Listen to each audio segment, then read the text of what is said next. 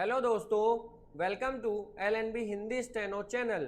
इस चैनल श्रृंखला में 80 शब्द प्रति मिनट की गति से आपको दैनिक भास्कर पत्रिका की हिंदी एडिटोरियल डिक्टेशन दी जा रही है। आप सभी लोग डिक्टेशन लिखने के लिए रेडी रहें। डिक्टेशन शुरू की जा रही है कुछ सेकंड बाद। स्टार्ट। अब ये बात सभी मान चुके हैं कि डिजिटल मीडिया के अत्यधिक प्रयोग ने विचारों की आंतरिक प्रक्रिया को आहत किया है। विराम। जिन विचारों से पहले सृजन होता था वो अब समाप्त ही हो गए हैं। विराम। अधिकांश लोगों के भीतर अनियंत्रित, अनर्गल, अव्यवस्थित विचार चलते हैं। विराम। जबकि मेडिटेशन अनियंत्रित विचारों को व्यवस्थित करता है। विराम। और विचार शून्य बनाकर इस योग्य बनाता है कि कुछ समय की विचार शून्यता लंबे समय में विचारों को व्यवस्थित कर देती है। विराम। पैरा। लोग जान भी नहीं पाएंगे और ये अव्यवस्थित विचार मेंटल इलनेस का विस्फोट करेंगे। विराम। बहुतों को तो मालूम भी नहीं है कि हमारे भीतर ये रोग उतर चुका है। विराम।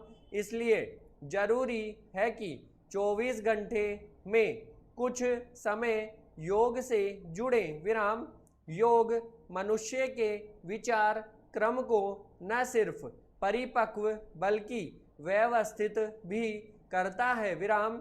वहीं से हम इस तरह की मेंटल इलनेस से बाहर निकल पाएंगे। विराम। वरना जमाने भर के विचार भीतर उतर जाएंगे। विराम।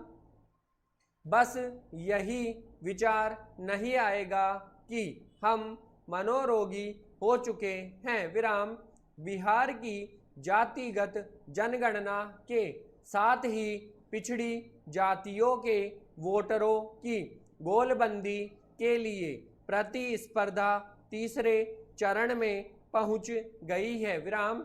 यह होड़ हिंदू पिछड़ों तक ही सीमित नहीं है, मुस्लिम पिछड़ों की भी इसमें भूमिका है। विराम। मुस्लिम पिछड़ों अजलाफ और अरजाल को नहीं जोड़ा गया होता तो यह प्रतिशत 63 तक नहीं पहुंचता और मुस्लिम ऊंची जातियों अशराफों को नहीं जोड़ा होता तो गैर आरक्षित जातियों का प्रतिशत 15 से भी नीचे चला जाता। विराम। पैरा। इस तरह इस जनगणना ने देश के सबसे बड़े अल्पसंख्यक समुदाय को मजहबी दृष्टि से देखने के बजाय संविधानगत तरीका अपनाते हुए सामाजिक दृष्टि से देखने पर बल दिया है। विराम।